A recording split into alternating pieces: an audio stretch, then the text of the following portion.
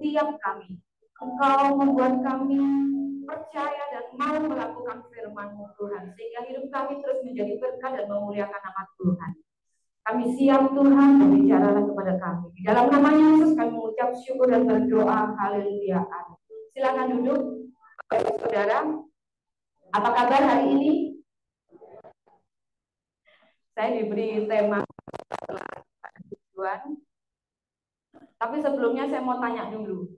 Siapa dari saudara-saudara yang hadir pada pagi hari ini kepengen punya umur panjang? Nggak sampai separuh. Aduh, sudah capek hidup ya saudara.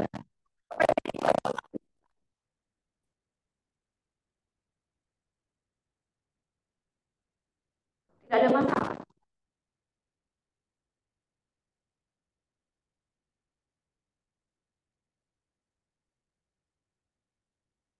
Apakah kita tahu kehendak Tuhan untuk kita pribadi?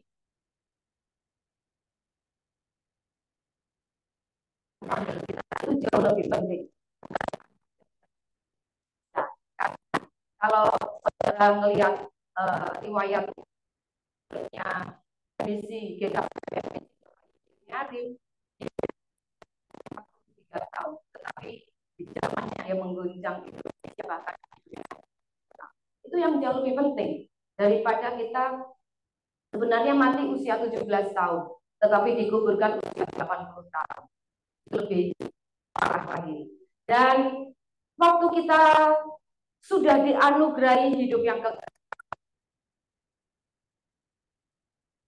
itu seperti di arena pertandingan berlari maraton.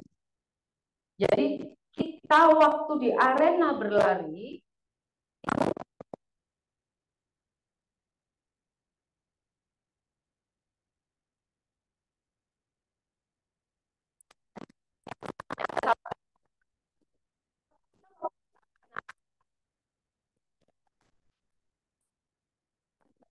tentu garis finish. Ayat 2 itu Yosua juga mendapatkan tugas. Tuhan menyatakan kehendaknya untuk Yosua secara pribadi. Saya bacakan, hambaku Musa telah mati, sebab itu bersiaplah sekarang, seberangilah sungai Yordan ini, engkau dan seluruh bangsa ini menuju negeri yang akan kuberikan kepada mereka, kepada orang Israel itu. Jadi Tuhan itu kasih tahu kehendaknya kepada Yosua dengan jelas. Tujuannya ke negeri Kanaan. Tapi Tuhan juga kasih tahu apa yang harus dia lakukan. Pertama, dia harus menyeberangi sungai Yordan. Jadi Tuhan itu kalau memberi kita tugas, menyatakan kehendaknya kepada kita, Tuhan itu nggak ngawur. Tuhan nggak semena-mena juga. Dia akan kasih tahu kepada kita dengan jelas. Asal kita memang mau melakukan. Tapi kalau kita cuma iseng-iseng nanya, kepo-kepo aja, Tuhan sebetulnya kamu itu, kamu mau aku apa nih? Tapi sekedar pengen tahu, tetapi tidak akan melakukan, ya untuk apa dikasih tahu? Tetapi waktu Yosua diberikan tugas oleh Tuhan, dengan jelas Tuhan kasih tahu apa-apa yang harus dilakukan, dan yang paling penting, yang tidak pernah tidak, waktu Yosua melakukan kehendak Tuhan, Tuhan berikan janjinya. Tuhan berikan janjinya di Yosua 1 ayat 3 dan 4. Jadi yang pertama, Tuhan itu berjanji kepada Yosua, setiap tanah yang akan kamu injak akan menjadi milikmu. Ini kata-kata firman ini luar biasa. Di zaman saya pertama bertobat lahir baru waktu kuliah, orang-orang Kristen banyak sekali klaim ayat ini. Jadi mereka sambil berjalan, mereka injak tanah, ini jadi milikku. Dan rupa-rupanya klaim seperti ini saya pernah dengarkan beberapa waktu belakangan ini, malah ditambah dikasih patok. Jalan kasih patok, ini menjadi milikku. Saudara, penyertaan Tuhan ini, ayat ini, di mana Tuhan akan memberikan janji tanah yang akan dimenangkan, yang akan dimiliki oleh Yosua, itu tidak sembarangan. Janji ini tidak untuk semua orang. Janji ini untuk Yosua, dan kalau Yosua on a mission. Selama Yosua melakukan misi, Tuhan janji ini. Jadi tidak untuk semua kita. Saudara mau rebahan, terus kemudian jalan-jalan, apalagi cari perumahan yang bagus, saudara bilang, dalam nama Yesus, tanah yang aku injak jadi milikku. Nggak bisa. Itu Kristen yang ngawur. Dan kalau kita sudah tahu ada janji Tuhan, kita mau ragu apa? Yang kedua, janji Tuhan, selain Tuhan bilang sama Yosua, setiap tanah yang kamu injak, kamu akan miliki. Yang kedua, Tuhan akan menyertai. Tuhan akan menyertai sepanjang perjalanan Yosua. Jadi, saudara, kalau kita sudah tahu kehendak Tuhan, dengan apa-apa yang Tuhan akan kasih ke kita, pasti kalau kita on a mission, Tuhan itu akan sertai dengan berkat-berkatnya. Kita harus mulai melangkah. Ada pepatah mengatakan, you never finish what you don't start. Kita tidak akan pernah menyelesaikan sampai garis finish kalau kita tidak pernah start. Orang yang sudah start aja belum tentu sampai finish. Jadi langkah pertama kita memulai melakukan kehendak Tuhan itu penting. Seperti Yesus. Tuhan Yesus hidupnya tidak lama di dunia ini. Termasuk umurnya pendek. Tetapi apa yang dia lakukan waktu dia ada di dunia ini, Yohanes 3:34, makananku ialah melakukan kehendak Dia yang mengutus aku dan menyelesaikan pekerjaan Bapa. Yesus tahu umurnya nggak lama, tapi dia melakukan pekerjaan Bapa yang harus dia selesaikan. Paulus menulis di Filipi 3 ayat 13-14, Paulus bilang dia akan melupakan apa yang di belakangnya dan dia akan mengarahkan kepada tujuan. Dan dia akan berlari-lari kepada tujuan untuk memperoleh hadiah. Jadi Paulus pun memberi contoh kepada kita, ada tujuan yang kita harus capai selama kita hidup di dunia ini. Jadi kalau kita jadi orang Kristen yang sudah diselamatkan dengan darah yang begitu mahal, dengan pengorbanan Yesus, masa untuk datang ibadah aja masih on off, masih struggle, nggak bisa bangun Pak Andrew, nggak bisa bangun, iya nih aku mesti kesiangan. Masa untuk bangun pagi aja untuk beribadah kita masih struggle. Kita diselamatkan bukan untuk hidup yang receh-receh, saudara. Ada juga orang yang sudah diselamatkan dengan darah yang begitu mahal, hidupnya untuk diri sendiri. Pokoknya habis ibadah sudah. Waktu untukku dan keluargaku. Padahal ya, kalau kita ngomong kita ini ngikut Yesus, saudara, perhatikan, kalau kita ikut Yesus, tentu kita ada perubahan mindset, perubahan tujuan hidup, perubahan karakter. Kalau ikut Yesus tidak ada perubahan, jangan-jangan bukan Yesus yang kita ikuti. Kita perlu renungkan, kita perlu cek. Padahal kalau kita dapat bisnis, misalnya ketemu dengan orang yang pasti ini bisnis besar, jam 8 pagi tapi di Prabu Muli, saya yakin jam 5 pagi kita pasti sudah siap-siap. Kalau saudara mau pergi berlibur dan harus ngejar flight pagi, saya pasti saudara jam 4 sudah bangun untuk bersiap. Tapi kenapa untuk doa pagi? Aduh, gak pernah bisa bangun aku. Susah banget. Tapi lihat, berarti apa goal kita? Apa yang mau kita capai? Itu kelihatan dari sini. Dan perjalanan Yosua menuju ke tanah Kanaan itu tidak mudah. Meskipun disertai oleh Tuhan, itu tidak mudah. Ada banyak musuh yang harus dikalahkan. Ada juga anak buahnya yang namanya Akan tidak taat sehingga bangsa Israel waktu berperang melawan Ai yang jumlahnya lebih kecil, Israel kalah. Jadi ada banyak masalah meskipun disertai oleh Tuhan. Kenapa? Waktu kita melakukan kehendak Tuhan, kok banyak masalah? Karena jelas-jelas musuh kita si iblis tidak mau kita sampai tujuan. Makanya ada musuh yang terus berulah mengganggu kita, berusaha mengalihkan kita dari perhatian kita. Jadi atlet yang bertanding lari, saudara, dia sudah latihan, sudah persiapan, kemudian waktu dia berlari ada fansnya di tribun teriak-teriak, misalnya atletnya nih Justin, Justin gitu ya. Terus kemudian Justin biasa agak narsis, jadi dia lihat siapa fansnya yang teriak-teriak, bisa nyampe dengan cepat nggak ke tujuan.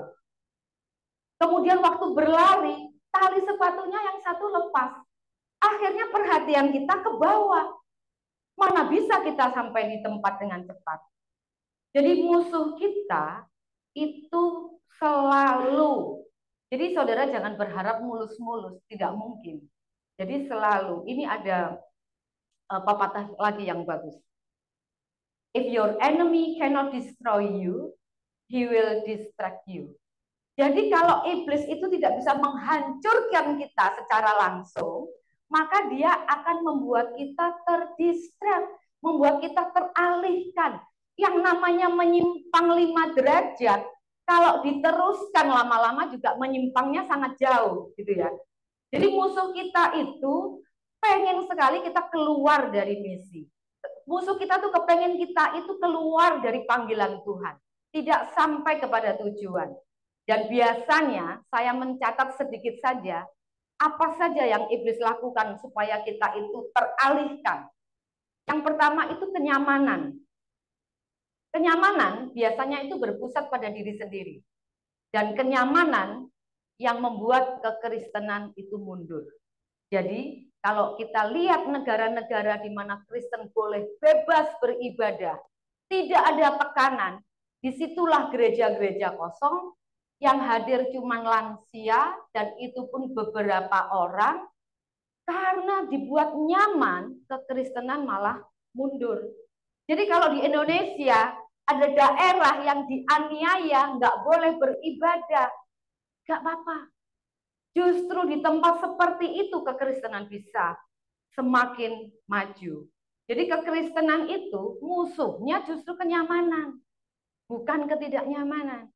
Orang Kristen kalau dihambat malah merambat. Kalau orang Kristen itu ditekan, dia malah bertahan. Kalau kekristenan itu diserang, dia bukan hilang, tetapi dia akan semakin berkembang. Jadi kalau kita suatu kali sudah merasa melakukan kehendak Tuhan, sudah harus tahu ada banyak kenyamanan yang ditawarkan. Tentu lebih nyaman makan-makan di mall dengan teman hahaha, ngobrol ke sana ke sini daripada kita pelayanan.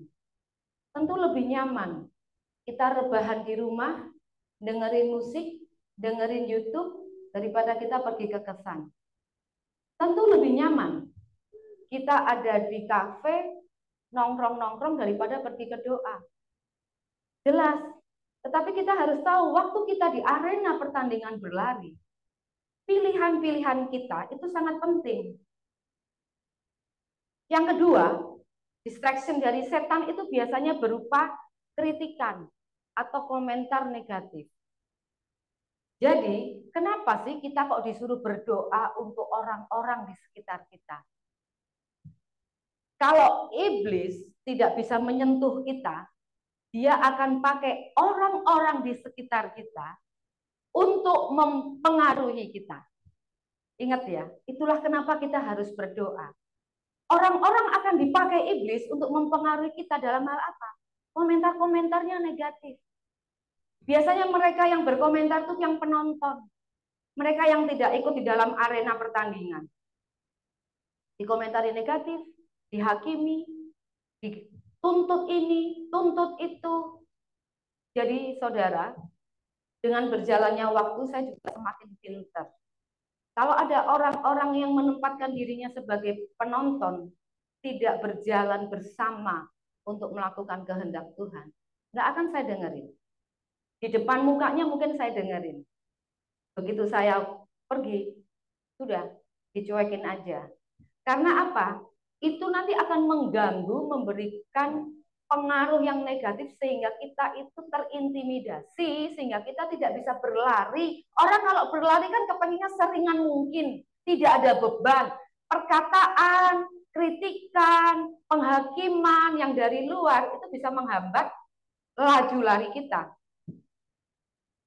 Ini ada pepatah yang bagus, kita tidak akan melakukan hal-hal yang besar kalau kita teralihkan atau kita terganggu oleh orang-orang yang berpikir kecil.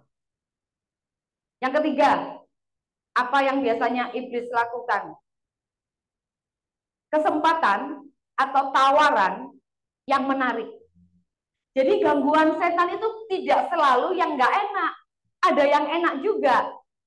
Jadi kalau kadang-kadang kita pikir itu kesempatan, ternyata itu gangguan atau distraction. Jadi kalau misalnya seringkali orang tuh bilang gini, nah ini loh Pak, bener kan, untungnya besar, enak, ini pasti dari Tuhan kan? Ini iya kan? Ini pasti dari Tuhan kan? Orang pikir kalau sudah untung besar, pasti dari Tuhan. Memang manusia berpikirnya seperti itu, tapi hati-hati. Jangan-jangan kesempatan yang kita dapat itu justru gangguan yang mengalihkan visi kita, yang mengalihkan tujuan kita. Jadi ini saya mau cerita kesaksiannya Pak Andrew waktu Pak Andrew mau full time. Jadi kalau kita masing-masing pribadi itu punya kehendak Tuhan untuk kita itu beda-beda. Ada yang Tuhan panggil untuk menjadi bisnismen. Ada yang Tuhan panggil jadi karyawan. Ada yang Tuhan panggil untuk full time pelayanan. Nah, masing-masing saudara harus tahu kalau kita dipanggil sebagai bisnismen yang harus ada di marketplace, berurusan dengan hal-hal yang tampaknya sekuler, yang sebenarnya tidak sekuler, saudara harus tahu, saudara di situ mungkin yang selama ini saudara nggak kepikir mendoakan orang-orang yang saudara akan temui hari itu. Kalau saudara tahu kehendak Tuhan, saudara jadi bisnismen yang mempengaruhi, yang membawa misi, tentu saudara akan berdoa.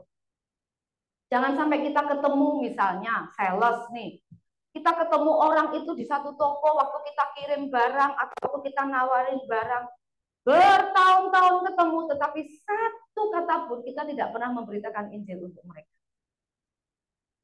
Yang lagi sekolah, yang lagi kuliah juga begitu. Jangan sampai bertahun-tahun sampai lulus, satu patah kata pun berita baik tidak pernah kita sampaikan. Ya kan? Nah, jadi melakukan kehendak Tuhan itu macam-macam. Yang jadi karyawan juga gitu. Selalu kalau ditanya, kenapa kamu nggak ngajak temanmu Islam, cek, Buddha, cek. Nah, emang untuk itu kan kita dipanggil. Kabar baik itu untuk siapa? Benar kan? Kita kan terang dan garam. Justru di tempat seperti itulah kita ada melakukan kehendak Tuhan. Makanya dulu waktu Pak Andrew mau full time, saya nggak mau. Saya bilang gini, nanti temanmu Kristen semua. Terus nginjilin siapa? Buat saya, nggak harus full time jadi pendeta. Tapi ternyata pikiran saya itu salah.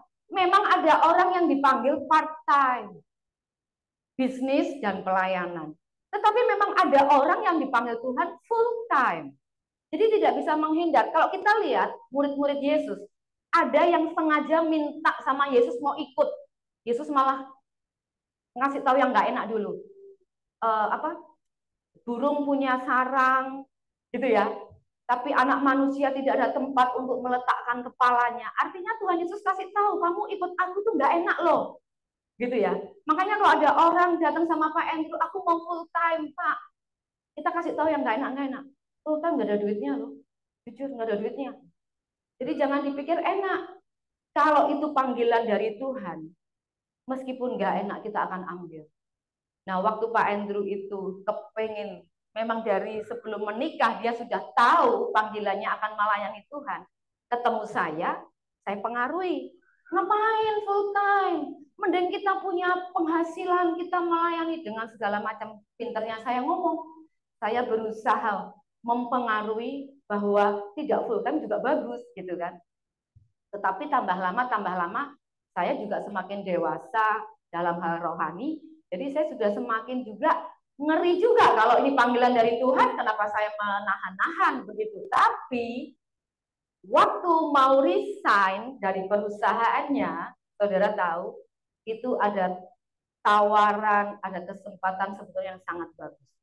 Yang kalau kita tidak tahu panggilan kita pikir iya juga ya. Pak Andrew ditahan nggak boleh keluar, digaji full, Pak Andrew nawar, tapi saya itu pelayanan. Ya udah, kamu masuknya Senin sampai Rabu aja. Jadi selama berapa tahun itu dia masuknya Senin sampai Rabu, saudara. Digaji penuh. Alasannya nunggu penggantinya lah, apalah. Tapi lama juga waktu itu. Jadi kalau dipikir-pikir misalnya saya tergiur hanya uang, kenikmatan karena pekerjaannya itu enak. Cutinya kalau dihitung-hitung dengan tanggal merah di kalender itu mungkin bisa 3 bulanan. Jadi sangat nyaman, sangat enak. Kenapa harus nyemplung di Palembang yang kayak gini gitu ya? Awalnya begitu, saudara. Tapi kalau kita melakukan kehendak Tuhan, ingat tadi penyertaan Tuhan itu nggak bohong. Jadi meskipun kita full time kah, sebagai karyawan, sebagai pekerja, sebagai pebisnis, kita harus tahu kehendak Tuhan itu harus kita selesaikan dan ada banyak pengalihan-pengalihan, gangguan-gangguan yang tampaknya itu good opportunity. Itu yang kita harus tahu. Yang keempat, gadget atau HP. Saya bacakan ya saudara ya. Menurut laporan State of Mobile 2023, orang Indonesia rata-rata bermain ponsel perharinya tahun 2019 itu 3,7 jam per hari. Tahun 2020 jadi berapa? 5 jam per hari. Tahun 2021 5,4 jam per hari.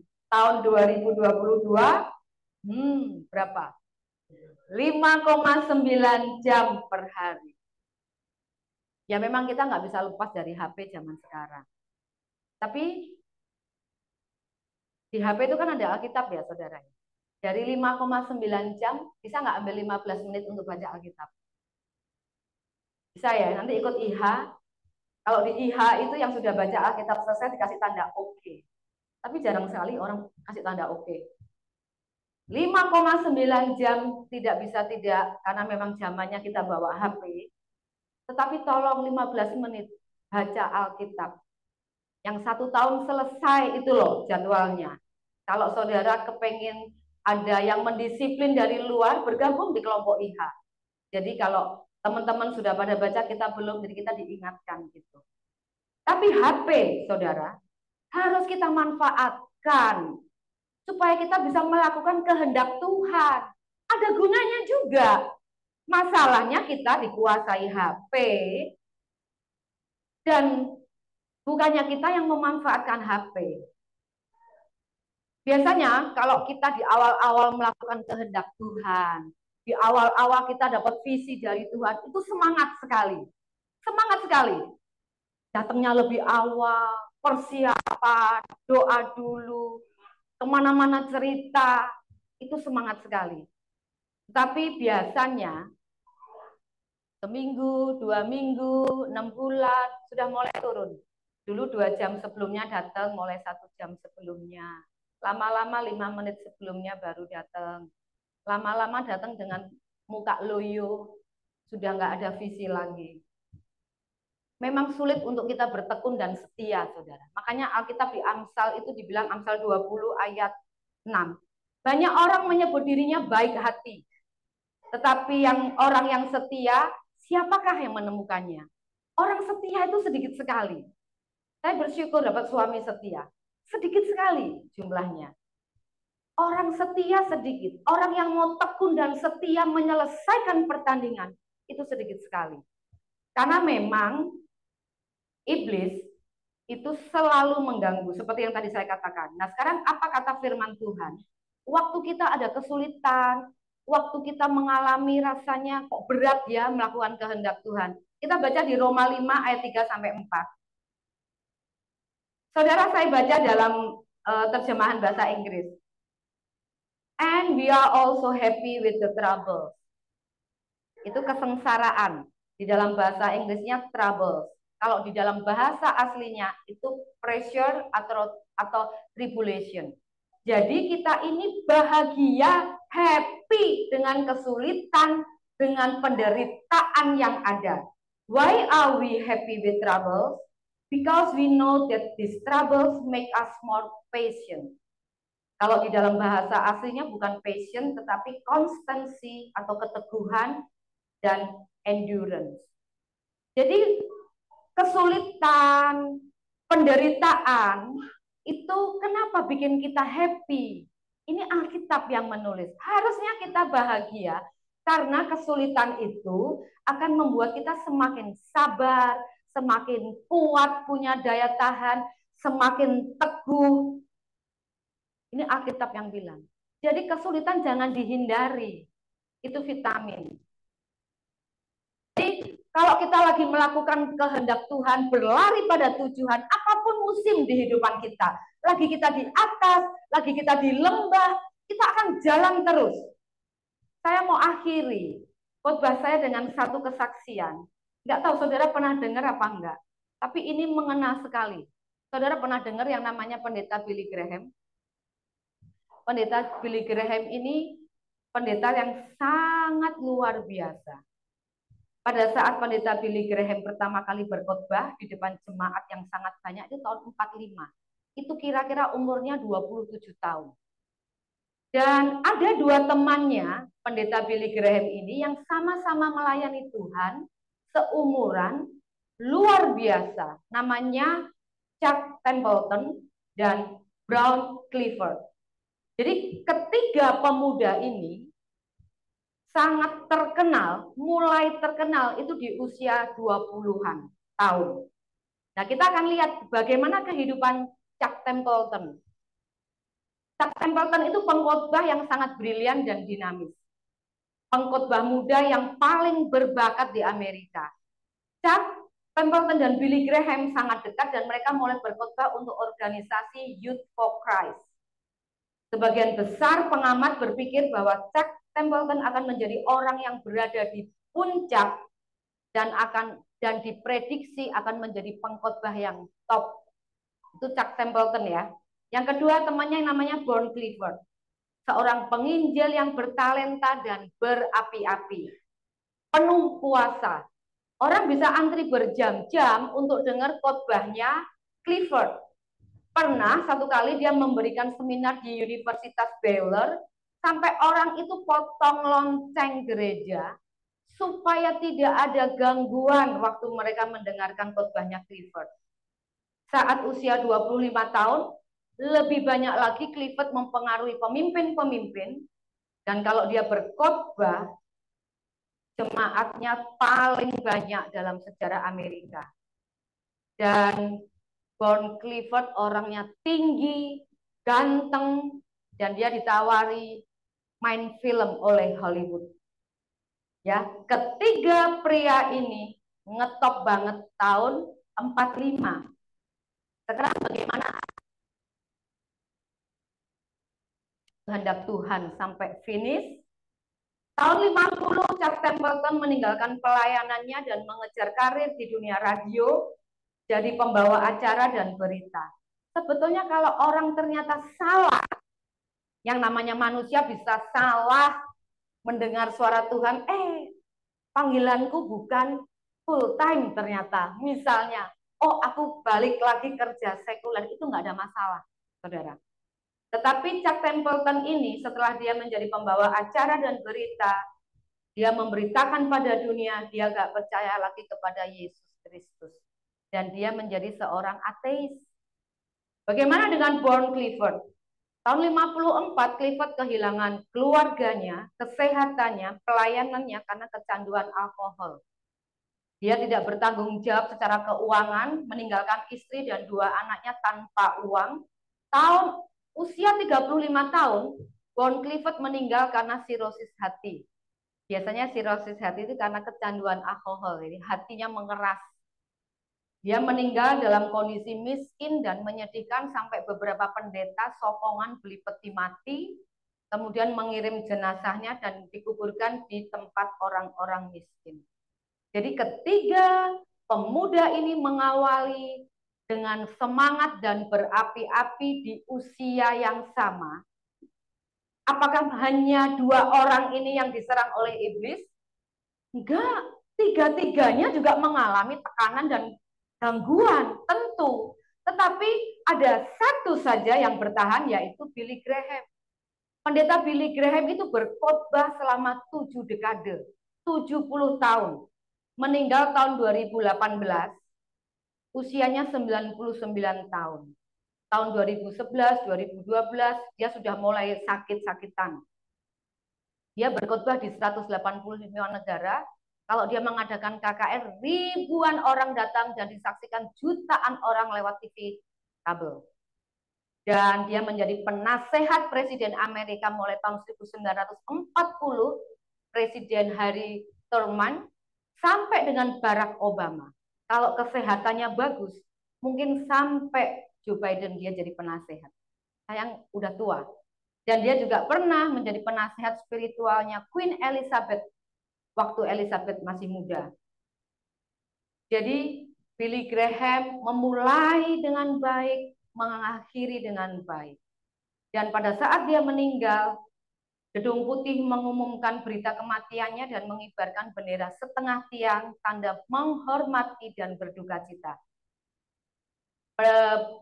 Presiden Donald Trump bilang, "The great Billy Graham is dead. There was nobody like him. He will be missed by Christians and all religions. A very special man." Jadi itulah akhirnya orang yang menyelesaikan. Saudara jangan pikir, oh harus selesai. Enggak juga. Kalau kita on the track, kita berjalan, berlari, fokus kepada kehendak Tuhan dalam hidup kita, mungkin menurut manusia kita nggak selesai. Tuhan sudah panggil. Tapi di mata Tuhan kita selesai. Finishing well.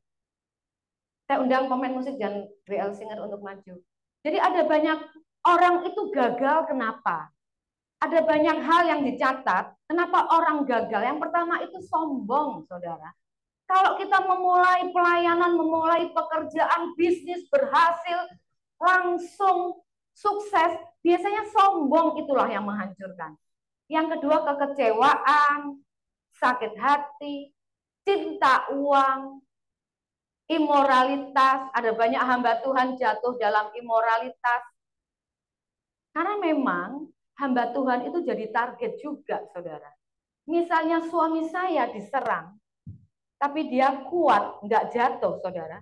Dia akan serang orang yang di dekatnya. Istrinya yang akan diserang. Kalau pemimpin jatuh, biasanya jemaatnya bubar. Jemaatnya pasti hancur juga. Gampang, target pertama pemimpin. Makanya waktu kita dipakai Tuhan melakukan kehendaknya di setiap bidang kehidupan kita, apapun panggilan kita harus tahu bahwa kita itu harus berharap kepada Tuhan.